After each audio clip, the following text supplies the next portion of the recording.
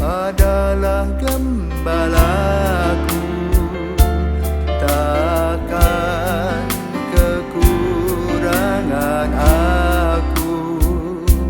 Ia membaringkan aku di padang berumput hijau. Selamat pagi, salam jumpa lagi dalam Sabda Siap Saji, Minggu 7 Agustus 2022, hari Minggu biasa ke-19. Marilah kita berdoa dalam nama Bapa dan Putra dan Roh Kudus. Amin. Allah Bapa pencipta alam semesta, Engkau berkenan membangunkan kerajaan-Mu di tengah-tengah kami.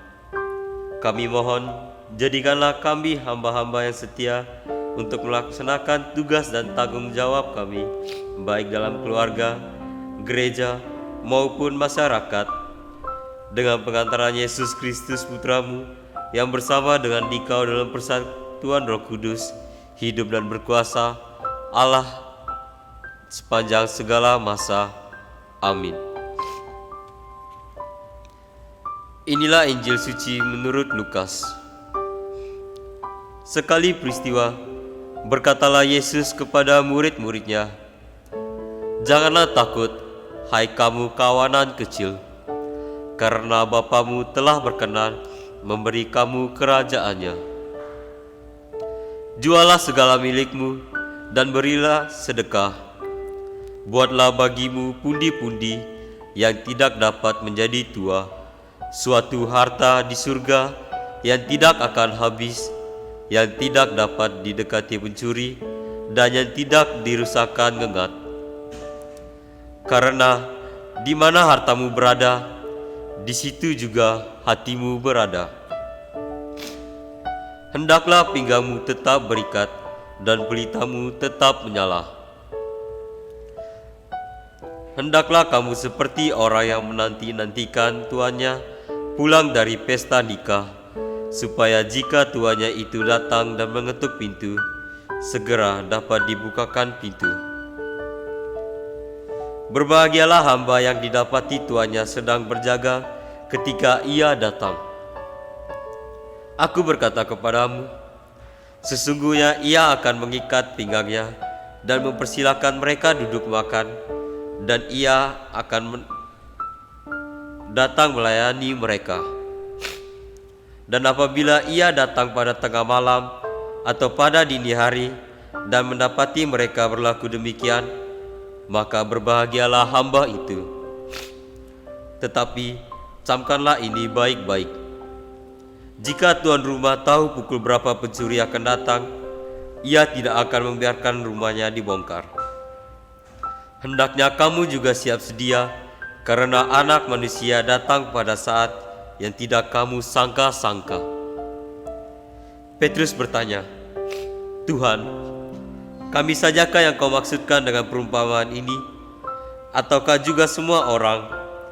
Jawab Tuhan, "Siapakah pengurus rumah yang setia dan bijaksana, yang akan diangkat oleh tuannya menjadi kepala atas semua hambanya untuk membagikan makanan kepada mereka pada waktunya? Berbahagialah hamba yang didapati tuannya sedang melakukan tugasnya ketika tuan itu datang. Aku berkata kepadamu, sungguh tuan itu akan mengangkat dia menjadi pengawas segala miliknya.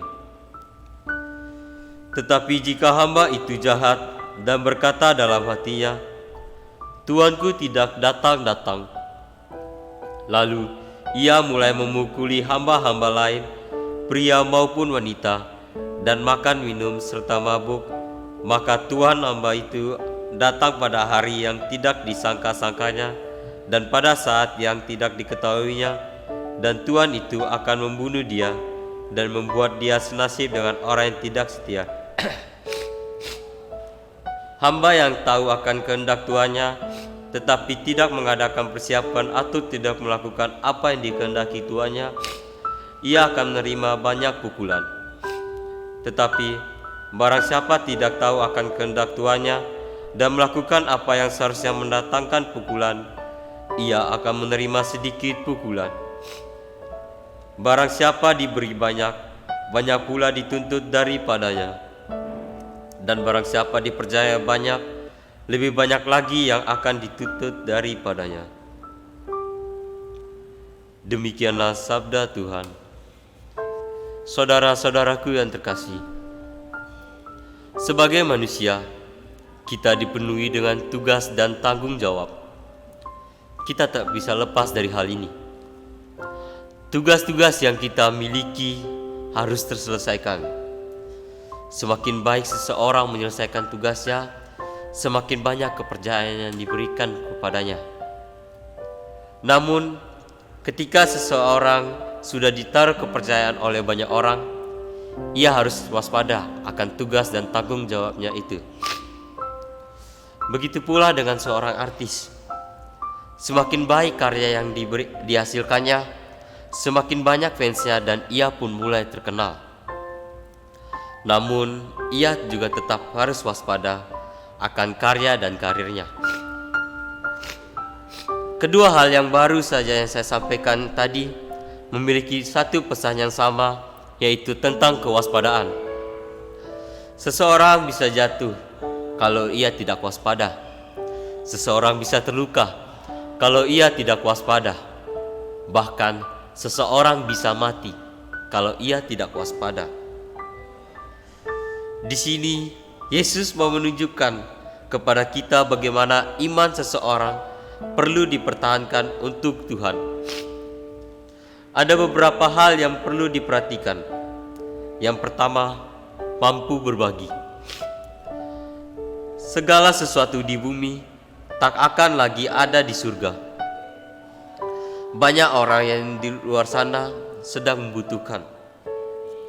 Sebagai pengikut Kristus, jangan pernah kita pelit akan harta, karena di surga Tuhan sudah menyediakan kerajaan bagi kita. Yang kedua, waspadalah.